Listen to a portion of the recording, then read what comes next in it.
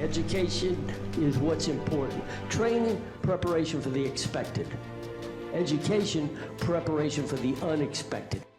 Good afternoon, Team Krulak community, and on behalf of Marine Corps University, the Marine Corps University Foundation, and the Krulak Center for Innovation and Future Warfare, welcome back to the Brewcast, our series designed to connect the worlds of the warfighter and PME with the best in innovative and creative thought.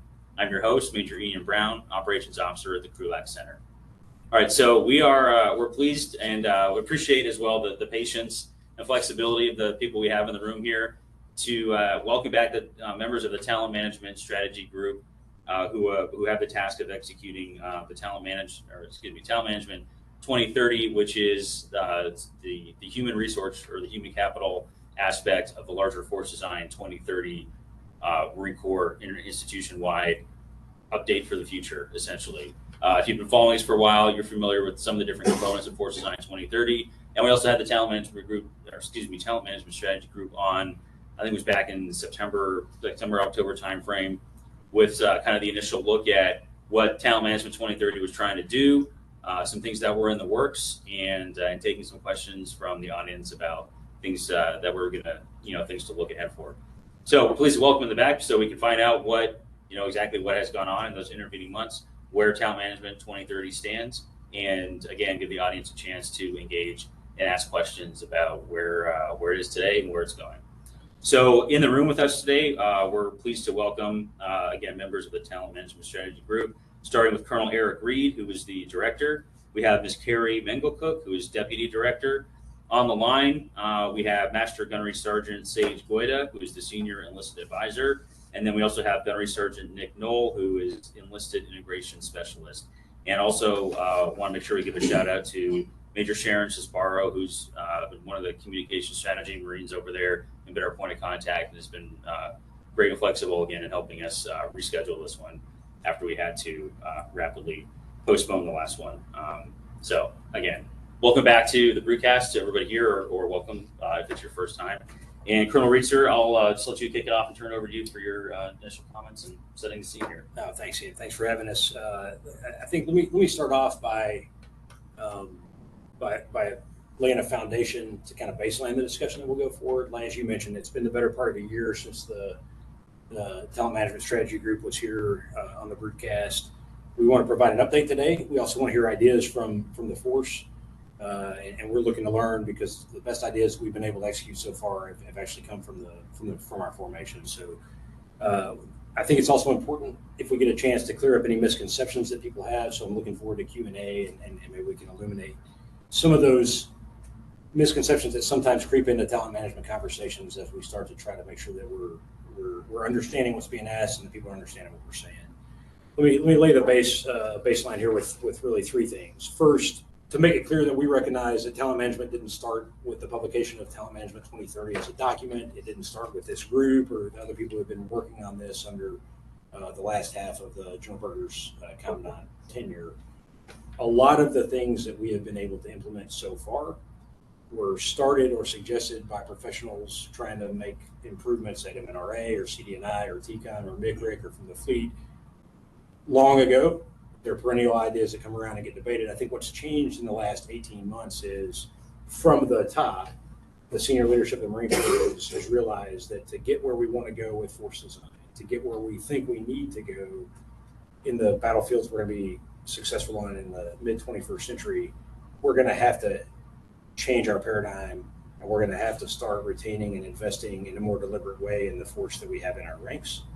And so that targeted force maturation, that more deliberate investment and retention and an application of talent to our warfighting requirements, with leadership making the decision to go that direction, we're able to unlock and get over the hump, if you will, on some of the initiatives that maybe weren't successful previously, but made a lot of sense in the past, right? So what we've been enabled to do is to free up some of that effort and initiative to then go forward and apply some good ideas and reform the system. Number two, I want to define what we mean by talent at the beginning of this conversation. Right? Militarily relevant talent consists of three components. The first is innate aptitude. So some would call this God-given ability, right? What you're just naturally good at doing. The second component uniquely acquired skill sets that each one of us brings into the Marine Corps. And whether that's a family member taught us something, life experiences taught us the various things based on where we grew up and what our experiences were before coming to the Marine Corps. And then things we've learned formally through training, education, and then once we're in the Marine Corps, through training and education in our own MOSs. All of those things, those two first components, what I'm good at, what I've been trained to do and educated to do by my experiences or schooling. And then the third component of talent, I think, probably the most meaningful in application is what are you passionate about? What is it that you want to be doing?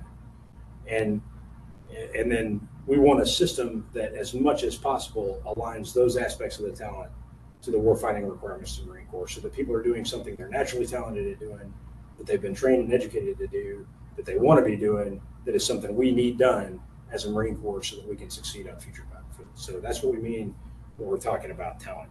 We seek a system that better than we have in the past, more deliberately than we have in the past, measures those things about our people and applies them to the needs we have to be successful on the battlefield.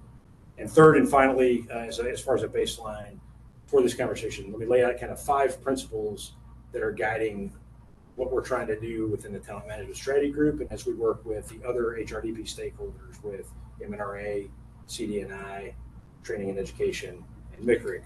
Principle number 1 is never losing sight of the fact that it is all about combat preparedness and performance on the battlefield for the Marine Corps. We need to be more ready as a Marine Corps to answer the nation's call in a more challenging environment that we believe we see in the future and that is being validated by McWill as they do experimentation. No change to our ethos or to our expeditionary naval character. Those things remain constant. We're trying to be more successful in this century that we're in. Principle number 2 is kind of the big idea. Will a reform that we're considering, will a suggestion from the fleet or an initiative that we're proposing, or an obstacle to something that we're removing or an order that we're rewriting to make something new possible, will that thing, that change, maximize the number of trained, qualified, increasingly experienced, and deployable Marines in our formations, thus going back to principle 1, making us more ready to answer the nation's call. If it won't, then we go back to the drawing board and refine it. Number 3, we want to minimize the disruptions, the instances of disruption along the path of the Marine Corps career that insert uncertainty around the dinner table for the Marine family. When those things are necessary because of a career development set of orders to go and progress, or because Marines are still going to do hard things, and we're still going to PCS when that's required. When those moments of uncertainty or periods of uncertainty are there, re-enlistment, waiting for orders, deciding which assignment to take, waiting for the HIST results to come back, right? All of those things, we want to minimize the duration of that uncertainty around the Marines' dinner table with their family to the minimum possible by improving our information and our transparency. Principle number 4, we want to do our best to avoid situations where we present a proven, dedicated, capable career Marine with an unnecessary dilemma or an ultimatum to choose between a viable, upwardly mobile career in the Marine Corps and a family situation, major life event, or major life goal. And so we don't want to be in a position of giving a Marine an ultimatum where they feel like they have to choose between staying in the Marine Corps they love or doing something that their family needs them to do, or something that's really super important to them. When at all possible, we want to harmonize those things. And finally, 5th and finally, principles wise, we want to listen to Marines, commanders that are out there and their families, right? So some of the best ideas that have improved the system the most have come from Lance Corporals, Lieutenants, Sergeants, Staff Sergeants that are out there in the fleet experiencing life, and they're asking interesting questions about, like, hey, why do we do this? When did we start doing this? Why do we still do this? And those are able to allow us to unlock. So I'll stop there, but that's just to baseline the conversation. That's where we're coming from as we try to get TM 2030 implemented across the Marine Corps as best we can. All right, great. Thank you very much, sir. And into the audience, I think that's a good baseline, but also some of those principles, if you have, or questions about certain programs or approaches that might tie into those, again, throw it in the chat and we'll ask those questions as we get there. Okay, so before I want to move on to a couple other things, but before that, when we last had the Talent Management Strategy Group here, there was discussion about upcoming events that were going to be held or executed that they were previewed but didn't happen. So if you have a couple minutes, or for the other people on the panel here, any of those events you'd like to specifically highlight, and any of the outputs of those events that are worth potentially noting here. Yeah, let me do this. I'm going to give an overview, and then I'll kick it over, and people can describe in more detail events specifically. But to kind of what's happened since the group was here with you, I think first off, Ms. Minglecook and I joined the team in July of last year, so a little less than a year ago. There were several promising initiatives that were bubbling and that people were very excited about, and that had been generated, and that we were trying to get into implementation. We were evaluating those to make sure that they were shovel ready, if you will, right? People's careers are affected here, so we want to make sure that we're moving aggressively, but also making sure we do no harm. So as an aviator might say, no fast hands in the cockpit, but we're aggressively moving, right? With those ideas under consideration, it kind of started becoming evident that the TMX initiatives and MRA's initiatives to try to do the same things for talent management were redundant, or we were firing on the same target. And General Smith, as the ACMAC, as a talent management officer in the Marine Corps, was way ahead of us on this, and he pulled Ms. Minglecook and I up to the Pentagon, and he gave us some updated guidance, right, to basically refocus the talent management strategy group's efforts. And that guidance was as followed. MNRA, under newly arrived Lieutenant General Glenn, was to focus on implementation of initiatives that had been tested, evaluated, and a decision had been made to put them in the stream of implementation that MNRA is already responsible for. So he's accountable, he has the budget, he has the resources, and he has the authority over procedures and policies on our human resource development program as the owner. And so we shove good ideas down, MNRA then puts them in with all the other things that we're doing and implements those. That then gave us the mandate to focus up, out, and more strategically. And so General Smith told us, hey, I want you looking in the 2040s and 2050s.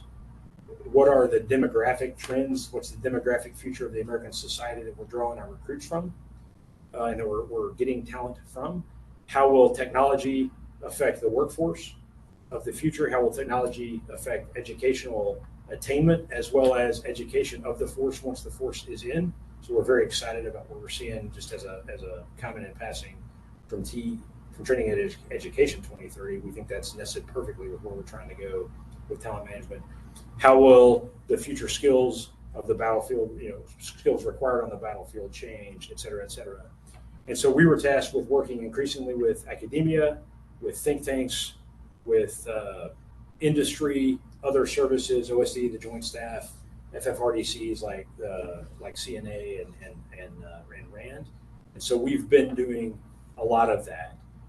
I'll hit the highlights, and I'll ask Ms. Minglecook to start capitalizing on the first one, or explaining the first one of these I'll mention. In January, capitalizing on the 50th anniversary of the All-Volunteer, All-Recruited Force, on behalf of the Commandant, we organized and hosted a symposium that brought in all 6 military services, so I'm including Space Force and the Coast Guard in that, OSD, members of the National Security Council from the White House, the Joint Staff, all of the big federal research organizations, and several think tanks, and some members of the media and congressional staff, to talk for a day on exactly those things I mentioned. Where is this thing heading?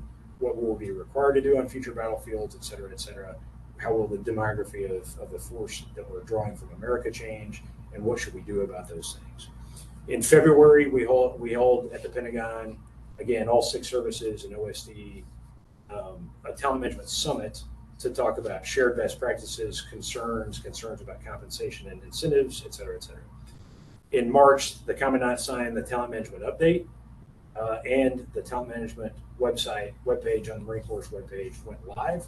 So on the Marine Corps homepage, under initiatives, talent management 2030, we're updating that thing, and maybe we can talk about that a little bit later. But our aim is to make that an authoritative one-stop shopping for the force, for Marines, their commanders, civilians, as they want to look at what we're doing.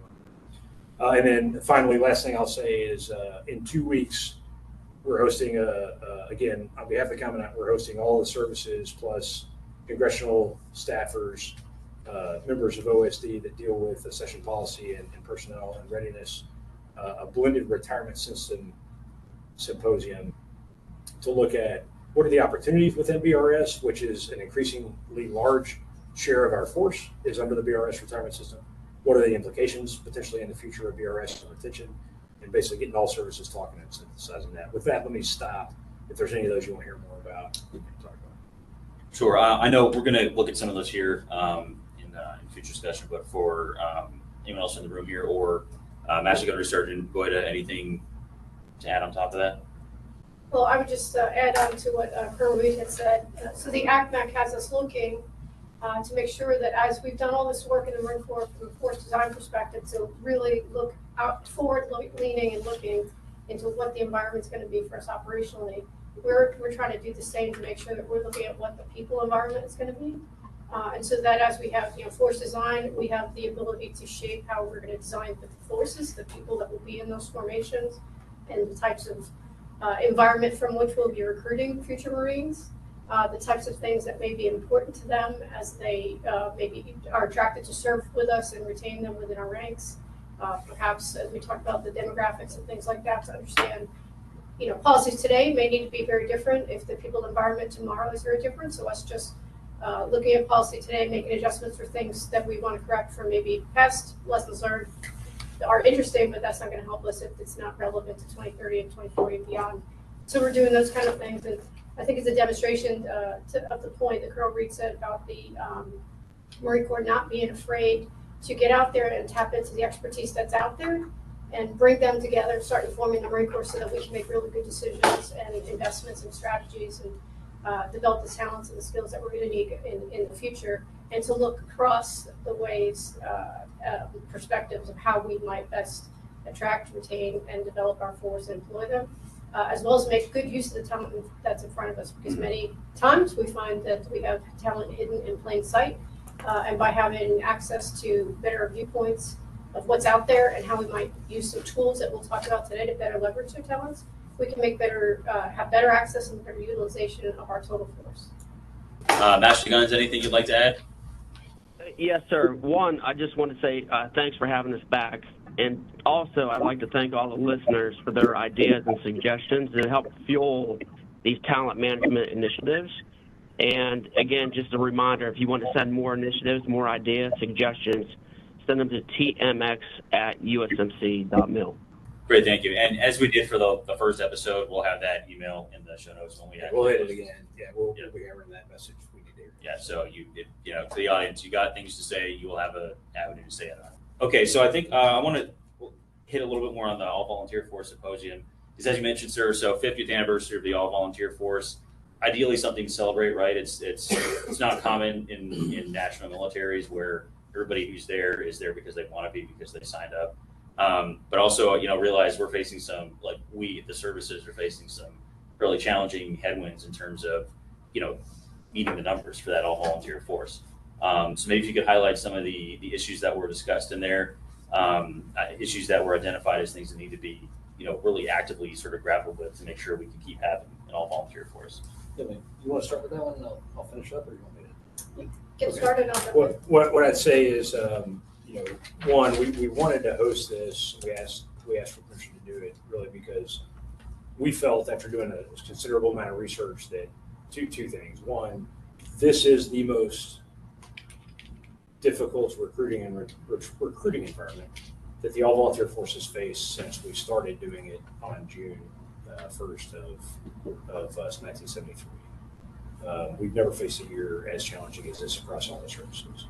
We wanted to expand the conversation, elevate it, and expand it across all services, and get some civilian perspective in there. So it wasn't just the Marine Corps Talking to itself. wanking about how hard recruiting is, right? We wanted to be able to look at longer term and deeper issues. So we invited the best experts we could find from academia and from, like I said, think tanks and research institutions to bring them into a room and confront them with the ideas. Outputs. What we confirmed in there, one, battlefields, according to the experts, will be more demanding. It's consistent with force design findings and the whole rationale behind the force design initiative and effort program. The character of war is changing, in the opinion of those experts, and they backed it up with some pretty compelling facts in the 21st century. The pace and complexity of the future battlefield, added domains. We're going to need more out of the Marine of 2040 than we needed out of the Marine in 1973. and that's going to drive us to more retention and more investment and more return on that investment, so that we have the skill sets we need. Those skill sets are going to be more diverse and more specialized within our formations, what's going to take longer for us to train them relative to yesterday. Number two, across American society, right? We had Pew was in there looking at the future demographics of the United States, force that we'll be recruiting from a decade, 2 decades, 3 decades from now. Pretty compelling data there that militarily relevant talent in the ages that we normally get our folks from, 17 to 24, in the educational attainment bands that we normally get our folks from, is going to become more scarce. It's already, and it's going to stay more scarce for longer, and is actually shrinking as a percentage of society in aggregate terms, right? So a smaller pond for all of us to fish in to get more talent than we normally need. That's going to drive us, again, to a more crucial retention and investment paradigm than we've had in the past. So it confirmed all of those things that we already kind of thought and gave us a lot more data in detail. I would highlight 2 more and then pass it off. A couple of things that really stood out in the data demographically looking for is educational attainment, educational achievement. There's a significant current and future projected divergence between men and women, where females entering the workforce are having higher educational performance and attainment than males entering the workforce, and that's manifesting itself in some cases in quality and who's allowed to re-enlist or who's allowed to re-enlist, at MEFs under our current entrance standards looking in the future.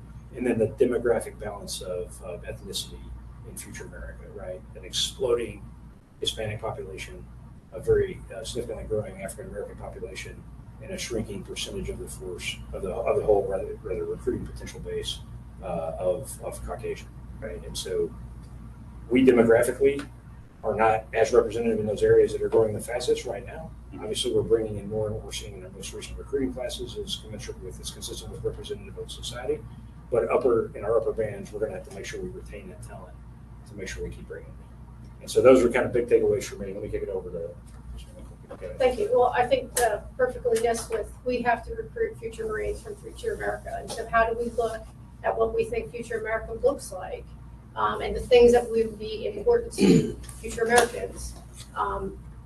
In 50 years ago, ABF came together. There was no such thing as a factoring of dual household income households. So in the future, that trend is not seeming to go away. We need to think about policies that enable stability for Marines, less uncertainty, as we said, around the kitchen table about policies and where next moves are, by making sure that if and when we can build stability into processes and allow Marines opportunities to have options to weigh in on what kind of their future career decisions and forecasts may be. We also recognize, the experts talk to us about how now more than ever, we do need that dialogue, that national call to service, and how when you look at the generations that are coming up, there's a large feeling of community, but perhaps we need to do a better job of explaining how we, the military, are also part of the community, and the call to serve is something that at the end of the day, yes, everyone needs to be compensated fairly and appropriately and have good benefits and whatnot, but we also need people that want to serve. And so how do we look at that and make sure that we're appealing not to our former selves from 50 years ago, but what are the things that we'll use to appeal the youth of future America to come and then stay among our ranks and serve and do the hard things when the hard days call for it. So I think that's important. And then just recognizing that the mix of military skills, as Colonel Reed mentioned, it's going to be vast, but we're also going to have a diverse mix of, we're still going to need people to do the industrial age stuff. Somebody's got to be able to drive and fix the truck, and then somebody may be working on AI. And so how do we have these really deep pools of skills in our Marines, and how do we invest in them and get them the route to get there, to be able to manage both the technical or very close-in fighting type things, and the Marine Corps war fighting skills and those kind of things, as well as the high-end, nuanced, technologically advanced things that sound very spacey and whatnot now, but the future Marine will have to be able to do both. The other thing that I wanted to add that I had to take away coming out of the symposium was when we're looking at the eligible population across the nation, taking a hard look at what our entrance requirements are as far as medical requirements and other things that in current state are instant disqualifiers because they've been instant disqualifiers for the last 50 years, and really reevaluating, are those still the same standards that we should apply now that may be artificially reducing the eligible population that we can recruit from, and can we loosen that up so that we broaden the pool for people that would be otherwise qualified? So that was something I wanted to make sure of.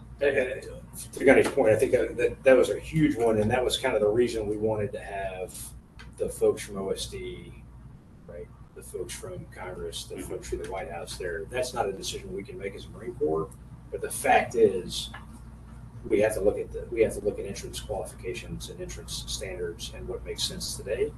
And case in point, doctors have prescribed a whole lot more ADHD medicine in the past 20 years than they were when we set some of these standards, and we have to figure out how to Ms. Mangleton's point.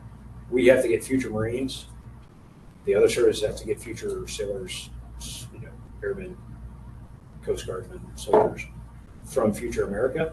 That is a shrinking qualified military pool, and it's getting harder. And the people that we want have to be smarter than they had to be more capable, right? And have to have the same physical capabilities.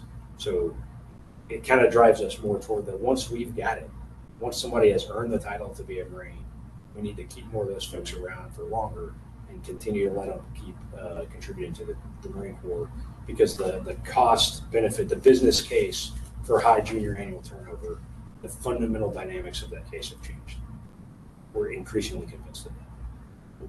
Right, thanks, sir. And Master Guns, anything you want to throw in there? Yes, sir. The only thing I would add is we engage with our foreign partners. A lot of these issues with recruitment and retention are not exclusive to the United States. Some of these issues are global. And I think as we move forward and have future engagements, hopefully we can pull out some solutions to help move forward. It's a great point. We've been talking to the Dutch, the Brits, some other nations, and they're experiencing a not dissimilar trend in other places. So it's a great point. All right. Yeah, great. And Master Guns, actually, I'm gonna tie that last point in here to a question from the audience, which kind of feeds into the next thing we were going to get here, which was more generally updates to talent management. And the question I'm going to pull in here from Albert Lee is, he was asking if there have been any changes in how talent management intends to train Marines specialized in operating systems we expect to use more in the future, similar to the, for example, specialized drone teams attached to Ukrainian units that we've been seeing employed in real time. But whether or not that is a thing, what are some of the broader updates to talent management 2030 that have occurred and been published since we last spoke here? Let me address the question specifically, and I'm going to kick it over to Gunny to kind of start laying those out for you as far as a couple of salient examples, and we'll also talk about what's coming next. That question is really more one for CD&I and TCOM, training and education, as far as the training of those skill sets we're going to need. We know that we are adding more of the specialist robotics type, cyber, SI, SIGINT and EW teams to our formations. Their training is very rich technically, and we're making sure we get an adequate return on investment for that. But the delivery of that training and coming up with novel and better ways to deliver that training is really, I think, the crux of Training and Education 2030's document and where they're trying to go. We fully support it. Gunny, you want to lay out a couple of salient highlights of what we've done so far, and then we'll kind of open it up to the team. Yes, sir. So the talent management update, published a couple months back with an accompanying website, lists all of the initiatives that we have with the progress to date. There were 9 talent management wins that we published shortly after publication. There's been a couple more that have come out pretty rapidly. So a couple I want to highlight, one of which the SULI program, a key takeaway from the SULI program, which allows corporals that have executed a FTAP reenlistment. Can you give just for the audience? Yes, small unit leader initiative program. What it does is it incentivizes high-performing corporals who execute a reenlistment that they now become eligible for sergeant. They have the time in service waived from 48 months down to 36 months. So it's incentivizing our top performers to stick around, gives them the opportunity for a faster promotion to help round out our sergeant ranks that we have some gaps in the fleet right now. The important part about Sully is that, again, was another idea that came from the fleet. That was a fleet Marine said, hey, this is a good idea, ran it through, flushed it out, and then Lance Corporal in the fleet. That's awesome. And again, that's what a lot of the talent management things that we have are, they're grassroots. So we don't have all the good ideas sitting at Quantico. A lot of the good ideas come through either the OMB box, town halls that we do, emails, whatever it is, interaction. So that's why we constantly hammer for Marines to bring up your ideas. Because if we don't hear them, then we can't explore the whether or not we can actually implement them. The other thing that's been I would consider an overwhelming success is the continued expansion and refinement of the Early Reenlistment Authority program. So this was the third year since the inception. First 2 years were kind of pilot, a little hesitant to really open the throttle up on it. So we kept the number of Marines that we allowed to reenlist early down to 200 for the first 2 years that we did it. This year we opened it up and initially said that we want to limit it to 600, but because the overwhelming support for the program, I think at the end of their early reenlistment period this year, there were 1,900, close to 2,000 Marines that reenlisted early, which is good. It's behavior that we want to encourage because we're getting the Marines that are high performers, that are motivated to reenlist. And when they come and say, hey, I want to reenlist now, in the past, it used to be, well, you're going to have to wait another couple months until you're within your reenlistment cohort. And now it allows those Marines to immediately submit a request, get approved for whatever fiscal incentives they want, the duty station of their choice. So that program's been an overwhelming success. And then just recently released is the second year for the Commandant's Retention Program, the CRP. Again, continue refinement with the program. First year, there were roughly 2,400 of the top performing first-term Marines that were conditionally approved for reenlistment, to where really all they needed to do was have their CEO say, yes, the Marine is good. There's nothing that came up that you guys aren't seeing from your level. The Marine says, yes, I want to reenlist, and that's about it. There's a few signatures. They don't have to go through the entire administratively burdensome process that historically they would have to go through. And those Marines are afforded enhanced duty station incentives, so a by unit name. I want to go to this specific unit. First of the line privileges to their primary MLS monitors to coordinate and negotiate all those things. And 2,400 last year. This year, there's over 4,000, 4,200-ish first-term Marines that are approved. Those requests are coming in right now. The program just kicked off about a week and a half ago and goes throughout the month of June. And hopefully to have the same success that we have this year and continue to encourage that behavior to get our top performing Marines to want to stay. So those are three of the big newer initiatives that weren't highlighted in the talent management updates. Yeah. I'm sorry, I just want to just double down on the ERA point that Gunny brought out, right? So like 200, people are white knuckling the controls Right. our tendency is to want to control from the Marsh Center. The paradigm shift has been like, no, we don't want to do that any more than we need to. We want to push it down, put more agency in the hands of the Marine, more tools in the hands of the commander who knows the Marine, and then smooth the process. And so these CRP, ERA are both examples of that. And we'll take it where the Marine Corps wants to go with it, right? If it's getting us the behavior we want, which it is, we were hoping to get 600 ERA this year, and we got 2,000, right? Right. And so somebody came running in at one point and was like, oh my goodness, like we're at 700, like what do we do?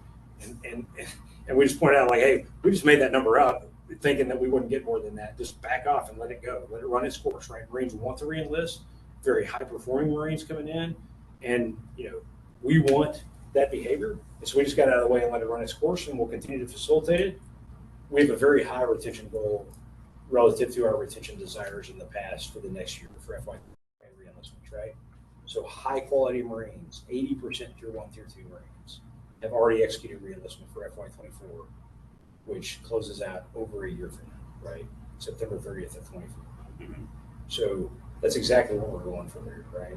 When Marines want to stay, we want to keep them, and we want to invest, and we want to put them in places that they're going to continue to grow and develop so that we can be more ready to do the combat thing, right? So, and that's exactly where we're going to go. So I don't know exactly where it's going to go. It's going in the direction I want it to go, and we will continue incentivizing it. Next year, we're adding in this most recent reenlistment bonus MARADMIN, we've expanded to add an early reenlistment kicker to further incentivize behavior and also give that shrinking window of opportunity for Marines to get the enhanced duty station incentive to the best and most motivated Marines to get in there. Right. And thanks, sir. That kind of answers what I was getting at, because I realize it may not be a question you don't have the answer yet, because it's still developing. We're trying to incentivize the system to go the direction that best benefits the Marine Corps and the Marines in the Marine Corps to do what we joined to do. And I think we're just removing unnecessary obstacles, right? So Gunny talked about the realm process used to be 21 step, right? And you would get your little piece of paper that was scanned in, and you would go to dental and get the little stamp for dental, right? I don't know when we ever didn't reenlist somebody because they're dental class. Just make them go to dental, man. Why was that even on there, right? And so we're realizing these things, and people in the fleet are pointing out, hey, this is kind of a haze X, and we think it's not conducive to the behavior you want. And when we look around, we're like, yeah, you're right. And we don't have to do that anymore. Or technology now allows us to not do that anymore, right? In 1994, when we went into the scanned realm in the PDF, that was the epitome of cutting edge technology. In 2023, it's just kind of dumb to keep doing that. And so MM has stopped doing that, and Master Guns Lodge, his team, the folks down in MMEA are getting out of their own way, getting out of the Marine Corps' way to make it easier just to complete the transaction and to do what the Commandant says he wants us to do. Align the talents of the Marine to the needs of the Marine Corps to make us both better. Sorry to go off my rant there. I got excited. Yeah, no, I mean it is exciting like that. Obviously, like you took it away, and people are just jumping at it. They want to do it. They want to stay. Yeah, like, hey, and again, back to the force, right? You guys got a good idea out there. Like, let's have it, right? We're listening. We want to hear it. Ma'am or Master Guns, anything to add on top of that for the running updates? I'd like to just address the realignment of the staff NCO board, because that's coming up on the horizon here shortly. So MARADMIN 453-22 will get in more detail regarding the staff NCO board realignment. But to Colonel Reed's opening comments about the 5 pillars, Pillar 3, increasing certainty and predictability, is at the heart of this realignment. So it increases advanced notification of PCS, it reduces reenlistment processing time, and then it decreases the duration of the staff NCO vacancy billets. So starting in January of 24 is when the active component E7 selection board will convene. And again, there'll be a MARADMIN that'll give the specific dates. In April 24, the active component E6 selection board will be held. And then in July of 24, the reserve component staff NCO selection board will be held. To put a point on the goodness here, people realized and spoke out that, like, hey, the way we're running our board alignment, the way we have been doing it for a while, you end up with staff starting getting promoted to gunny, and then the unit's going without that gunny for like 7 months until the next board lets out and we start promoting folks back to gunny, right? So we're back to staff starting to fill that gap, right? So by realigning the boards, it's inconvenient for the Marsh Center and for folks here in Quantico, but it's more convenient for the commanders and the Marines and the fleet. That's exactly the problems I want people creating for us, right? Make our problem harder so that the fleet has what it needs to fight, and we can facilitate that, right? So it was a great example of, it's a little more difficult here in Quantico, but now leadership here in Quantico, General Glenn, ACMAC, everybody at CDNI, TCOM, everybody at MCRIC, we're welcoming inconvenience on the staff level so that the fleet gets what it needs faster. Right. I do have Yeah, one last save round that I didn't want to not bring up. The numbers for the CRP and ERA, we're talking about Marines in the thousands, so the numbers are a little overwhelming. One number that's kind of small is for our enlisted graduate education program pilot that we're running. First year that we did it, run the pilot, and we have 6 staff NCOs that were selected that'll be going off to NPS to get graduate level degrees that will have follow-on utilization tours here in the NCR in billets right now that are being filled by captains and majors.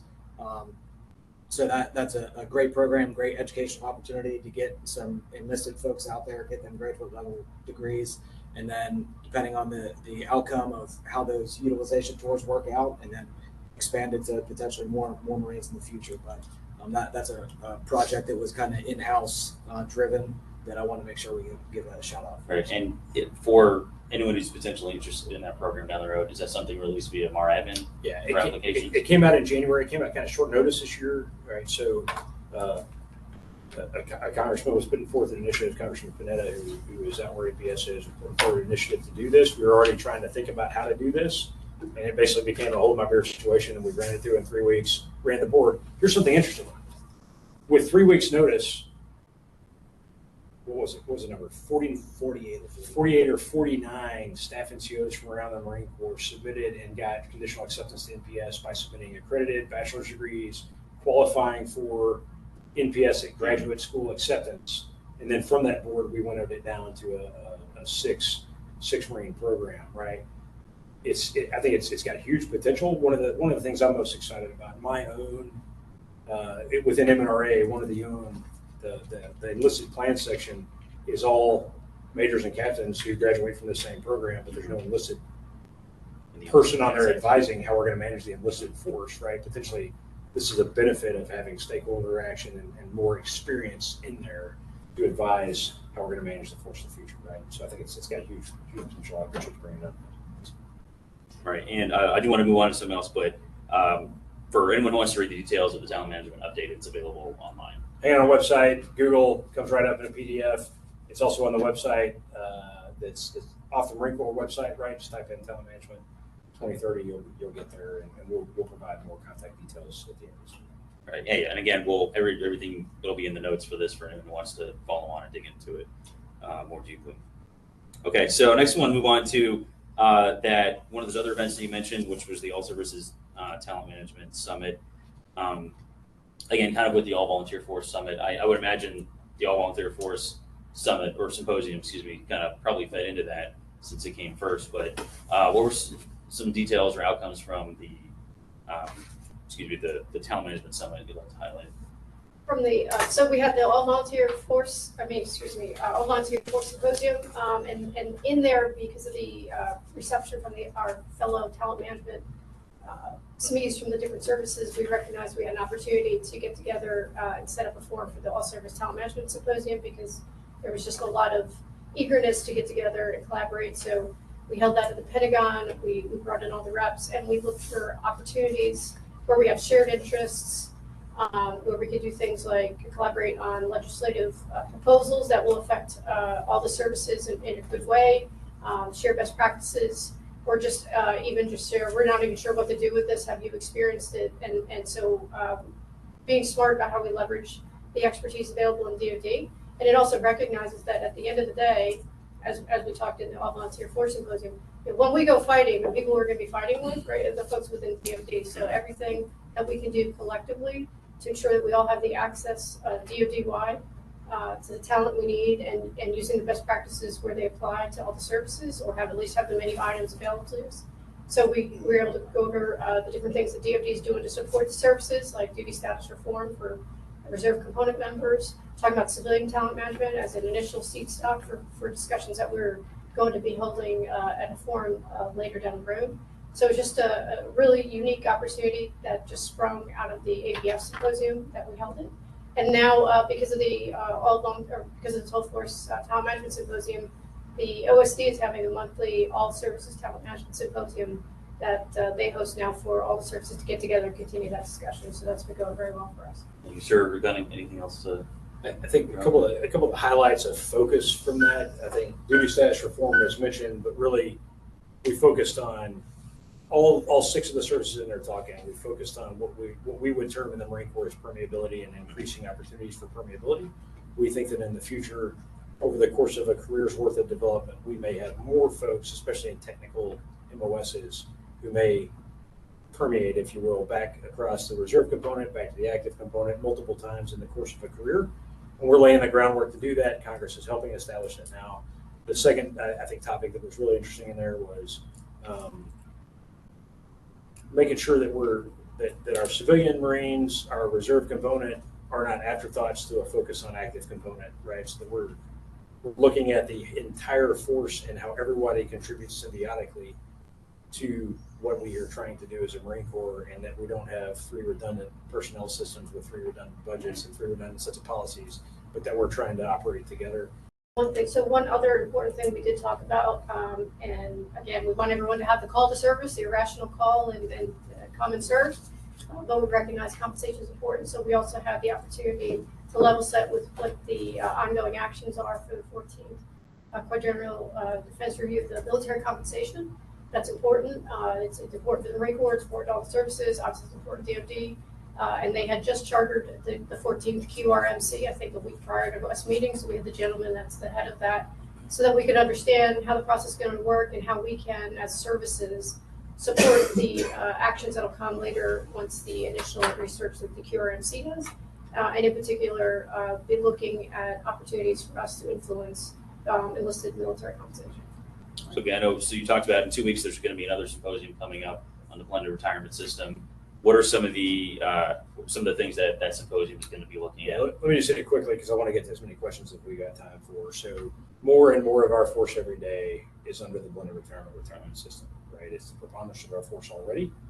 There are opportunities within BRS, especially in addressing the Marine Corps' core enlisted management problem of we need more Marines than we ever have in the past that are on that second enlistment, right? Who serve for years 5 to 8 of a contract and enrich, give us higher return on investment, and thicken our ranks through the targeted maturation of technical skills, right? We think BRS offers opportunities as a value proposition to those Marines. We also think there may be some implications for mid-career retention coming as all of the force shifts over to BRS in the next 5 years. And so we want to evaluate that. So really we're looking for opportunities, especially for that first half of a 20-year career. And we're looking for potential implications and metrics that we can start assessing for the second half of the career and retention concerns that may arise. Okay, thanks. Anything else? Oh, I mean, it's just to make sure that we also can take action, like figure out what's going on now, and make sure that we're taking actions to appropriately influence career behavior, like we're doing with these other actions that we're doing today with the talent management initiatives, to make sure that we don't have a rearward-looking approach to BRS and find that maybe we lost talent because we weren't utilizing the leverage to the best effect when we could have done it in advance. So that's kind of the point of having that going now, because we know the people environment, but we know that within this people environment, we have this new system that's going to potentially have good opportunities for us to communicate even further how we need good Marines instead. All right, great, thank you. And so that talking about those levers and those incentives, I think is a great feed into first question I'll pop up here from the chat, which is looking at both from the SULI program as well as that enlisted MPS opportunity to go to get graduate level education. This may be sort of a blurry line between Talent Management 2030 and Training Education 2030. I'm going to ask it, and then if it's more relevant to the other one, we'll move on to the next question. But asking whether they've been looking at incentives for CME or CDET enlisted seminar distinguished graduates having similar incentives for high performance, or I don't know about payback towards, but just maybe more broader opportunities for doing well in those particular programs in a way to incentivize that performance. They're mentioning that CDET has several regional campuses that are churning out three cycles a year for multiple different enlisted grades. And I'm not sure what the numbers are for CDET enlisted, but point is these things being run regularly through each year. You potentially have a pool of distinguished higher performers. What are we looking at for them potentially? I think so. It sounds like that might be a recognition focused question. I'd like to hear more about it. So I would ask for whoever put that question on the chat to contact us at tmx@usmc.mil. I'd like to flesh out this conversation in more depth. The other thing I would say is that CDET honor graduate, that CDET distinguished graduate, that's part of that Marine's record. There's no distinction between CDET and brick and mortar. There's no distinction between that's part of just who that Marine is. And we want that Marine's now a top performer. We want to recognize that in the same way as everybody else.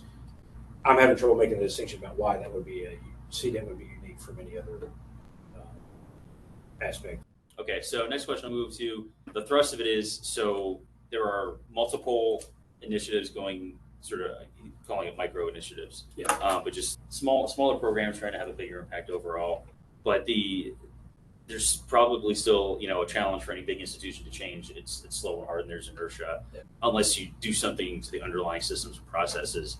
And asking whether to maybe break through that, the data coming from these multiple smaller processes, what's been what's being done with that data to do the analytics that would be exploited potentially to have like broader institutional impact, or maybe influence those inertia bound systems and processes.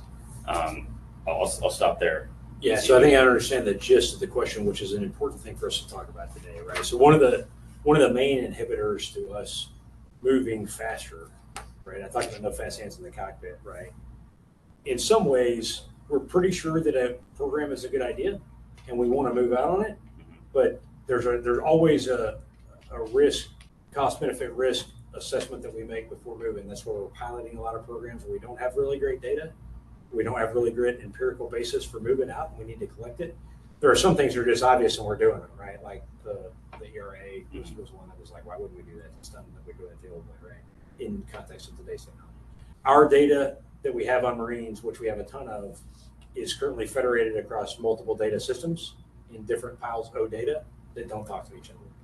The big thing that is going on behind the scenes that is not going to be done for probably another 2 years, right? And it'll be done incrementally over time, is getting all the people data in the one lake of people data so that we can exploit it with artificial intelligence to go in there and ask interesting questions and see trends and validate and also point out to us things that we don't realize are happening, right? And that is fundamental to where we want to be in the end state of our new talent management system. We're doing everything we can now on the margins, and increasingly we're getting into the real meat of the problem in the interim. And as incrementally that data, the manpower information technology systems modernization, right? This whole line of effort, MITSM has an acronym, of course, that is going in procurement wise and RDT&E wise, that is going as fast as we can possibly push it, and as fast as we can push it legally. But the questioner's point is absolutely valid. We're moving out as fast as we can on that meta systemic change. But I mean, we didn't get here overnight. We didn't get the way we are overnight. We're not going to get out of it overnight, but it's progressively moving that way, procurement wise and RDT&E wise. He's absolutely, he or she is absolutely spot on with the question. Right. And sort of the back half of your answers are, I summarized what he said there, where he was getting into using things like AI tools to try and analyze that stuff. Yeah, the problem right now is I drop AI into disparate data that can't see all the other data, and it gives me a bad answer or a dumb answer, right? So I need to get it all in one place and keep feeding it. And then it gets smarter over time, right? So as we have proven cases, now it corrects and updates itself based on what it's seeing. So we're convinced that we are going to have more valid information in the future. I would just add that the data you're talking about, though, are also Marines. So the statistics that Gunny talked about when he said, we started with 600 and we capped out at 2,000 because Marines re-enlisted in higher numbers than we'd expected. The 82 or some odd Marines that the Assistant Commandant through the CRP program re-enlisted in front of the Marine Corps Memorial. That's part of the data, but those Marines are out there in the fleet, and so that's we're setting the conditions, but they're helping also to make this change, because we're not just talking about it. It's not just more admins. We're doing things, and we hope with the bow wave, right? We're going to be moving further and faster in the future. Data is important, and so we're going to keep working that, like Colonel Reed said, and Marine Corps is making the investments in being able to do this better. But the true proof is continued recognition that performance matters and doing something about it, which is making it easy for good Marines to stay. Got anything to add? Yeah, the initiatives that we have rolled out, that we have been able to implement as a service, is making sure that the things that we have the ability to change now that can affect positively on the Marine Corps, that we do them, rather than sitting and waiting for the AI system to be perfect. We need to do the things now to make changes on the margins, to make more Marines want to stay, make the institution better. But the big stuff's coming. We'll get there. All right, thank you. All right, we're about approaching 60 minutes here. I have a spring here from the chat, and I don't have anything else written down unless Eric, give you anything? Yes, I have one question for you, sir. My name is Eric Ross. I'm the DEI absolutely expert. So my brain, as you were talking about 2040, one of the things I was thinking about was the talent pool from which we recruit from, showing that the shape of America is changing. Is there any consideration to, first off, investing in our ROTC programs to get into more marginalized schools? Number two, is there any look at this justice impacted talent pool because corporate America is already tackling into these things. Corporate America is already saying, Google's a good example. They're going into high school now to start. They're not even asking for pressure. Exactly, but they're grooming the kids so that the kids will want to go to Google afterward. So, and then lastly, we have a consistent flow of refugees, individuals coming into our country in a manner that is not traditional. Is there any? You talked a little bit about, man. You talked a little bit about the collaborative efforts with legislative proposals. Is there any talk of, hey, is there a way that we can tap into that talent pool? 2040, those are individuals that could be both the tech side and the hand turners, just as we did during World War II, and so on and so forth. We've always tapped into the folks that are looking. So that was my big question. Completely back on what you're mowing. I would say I'm going to hand it off here in just a second to Ms. Mingle quick, but on NROTC expansion, let's talk more, right? I mean, that's obviously, that's resource intensive, and it's right. We're not talking in detail about that, but everything else you mentioned, absolutely, we're talking in detail about it across DoD, right? Awesome. So the first generation problem, if you will, of people who come to the United States who are a first generation enlistee, there's some political concern, there's some political considerations about that, right? That's none of our business as uniform folks, but there's also the, how do we vet and apply, how do we do security clearances in an increasingly security clearance intensive force, right? We're wrestling with all of these things. I don't have an answer. It's just the dialogue is going on, but we recognize that immigration is a big part of demographic change in the future, and that's the demographers that come and talk to us have identified that clearly. Awesome. Let me kick it over if you got anything to add. Well, and historically, right, in the America, we've had people that have come to this country and served very honorably in the most prestigious battles that we lay claim to in the past. So we certainly do not want to cut ourselves off from the talent that we have today available, as well as the talent that is going to continue to grow, especially in some of these demographics that we're talking about in the future. So like Colonel Reed said, where is it? Can we look at the process to multiple pathways to success? So if you're someone that maybe wasn't born here, okay, but you want to serve in our nation, maybe there's going to be some opportunities for us to, when possible, seek better ways to make it appealing and simplify the process so that it's not a deterrent to, if I want to serve, I have to do all these other things. So how can we be collaborative in that process to make it better so we have better access to talent? I think you'll see that the future demographics is there's more women and more minorities and more migrants. And the fact of the matter is that that's why we have to look out at that environment and build policies for that environment, not the environment that was 50 years behind us. And bottom line is we need performance, right? So we have people that have a call to serve, and we want to have access to, give everyone options. So to your point about the high schools and things like that, where traditionally disadvantaged areas that we didn't have as much activity with. I know Marine Corps is assessing even how we recruit and where we recruit, because people are in different places than when we set ourselves up before. So we want to make sure that even if someone doesn't want to join the Marine Corps, they know us, they have access to us, and they can learn about the opportunities and make an informed choice. Not that they didn't realize it and didn't get an opportunity because we weren't outreaching to all the talents out there. Fantastic. Thank you so much. I appreciate it. Great. And my counterpart just made a note worth noting that the incoming Sergeant Major of the Marine Corps. I just wrote it down. Oh yeah, I was going to come back to this. Sergeant Major Ruiz, as I understand it, was naturalized, confirmed for me mid-career as a gunny, right? And so we just need to be prepared to keep expanding that, right? I promoted one of the Marines that I served to major the other day, who became a citizen as a sergeant in the Marine Corps, first generation American, right? So we need to expand that. Absolutely. Same here, so that's why I asked the question. Yeah, absolutely. Hey, can we just wrap up real quick? Yes, yeah, absolutely. I got another question, so go ahead, sir. Master Guns, you're out there. You want to start us off, and then we'll bring it in the room here. Anything to add? Anything to say in closing? No, sir. The only thing I would add is just one, thank you again for welcoming or having us back, and then TMX at usmc.mil or any ideas or suggestions. Great, thank you, Master Guns. And then I guess we'll go around the room here. Yeah, just thanks for having us again. These things are always, I like getting the questions from the fleet and the listeners out there. And again, those are the things that we need so we can continue moving forward on some of these initiatives. Great, thank you. Thank you. Also, thank you for having this forum. I do want to make mention, we have recognized that there's more than one way to have a successful career in the Marine Corps. We want to find ways to increase the Marine Corps' access to talent, and we have found that by providing the service options to utilize its Marines differently, and options to Marines to make choices and weigh in and collaborate in management of their career, it's good all the way around. We're meeting the principles that Colonel Reed talked about. It's like putting the best skilled capabilities against the Marine Corps warfighting requirements. We're seeing these changes. They're good for the service. We're doing less hard work for no reason and hard work for good reason instead. And Marines are responding. So appreciate the opportunity to talk over today. I guess closing for me, thanks again.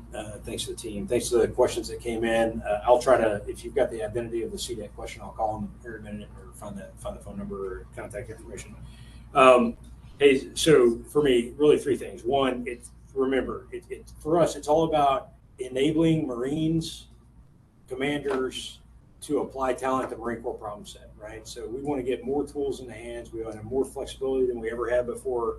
And we just want to, if there's a policy that you're out there listening right now, or that you listen to this later, if you think something doesn't make sense anymore, it may be a policy that was really valid at the time, but it may not be making sense to us for our needs today. You think we ought to pull it down or revise it? Sound off, right? We want to hear from you, because if you think it's a bad idea or dumb, it might be, and we'll take a good, hard, honest look at it, or we'll tell you why we can't change it for whatever reason you may not realize, and we'll both be better for it. And again, that probably just reiterating the same thing. If there's a Marine out there, if there's a former Marine, if there's a civilian Marine, if there's somebody who's listening to this podcast or watching this that's just interested in the Marine Corps and wants the best for the nation, who has a good idea, we want it. Any suggestion, the best ones we've gotten have just come in from the most random places, or phone calls or emails, or somebody sending us, something, or we bump into somebody at Channel Hall Campus U down there. It's great. We're listening. We covet your ideas and suggestions and your feedback, and we need them. So just make sure, if you would, when you suggest it, that it is conducive with kind of principle number one, we're fighting performance in the Marine Corps, and the big idea. Is it going to make us more effective at keeping the right folks talented, trained in the fleet, ready to answer the nation's call? And then we're all about it. And as Metro Guns pointed out, TMX at usmc.mil, we hawk that box daily, and we will respond and let you know that we're working. We'll get you an answer back to anything you suggest to us. And I'll follow up with the questioners offline here today. Thanks. Right. Thank you, sir. And I got name and phone number for that person, Thanks, so man. they will get that right after we're done here. All right. So to everyone here on the Talent Management Strategy Group, thanks for a follow-up episode here so that we can share what you've been up to and what's coming down the road with the fleet. Because, and we try and track these things with things like the early reenlistment authority. Like that, to me, that's an incredible success story that probably deserves more publicity than it's gotten. And it shows what, again, from a random next corporal out of the fleet, that like this works and it can have an impact. You just got to share it. So the email will also go out. So we'll make sure that your inbox gets flooded. To our audience, thank you again for joining us for another episode of the Brewcast. And we are working on them coming up here in a couple weeks. Not quite ready to promote it yet because I got to finalize some of the details, but I will just say it's going to be a fantastic episode to sort of take you into the summer lull before we kick back up for the next academic year. So make sure you're following us on our social media or on our email distribution list so you can get that registration information once we have that details. But again, thank you for joining us, and look forward to having you all back for another episode. Thanks for joining us. As always, we depend on support and feedback from the Team Krulak community to constantly improve our offerings and reach a wider audience. So if you have feedback on this episode, please take a moment to fill out the survey linked in the show notes to help us do better. Also, if you enjoyed this episode, please hit the like button and subscribe to our channel on YouTube, or leave us a review on the podcast app of your choice.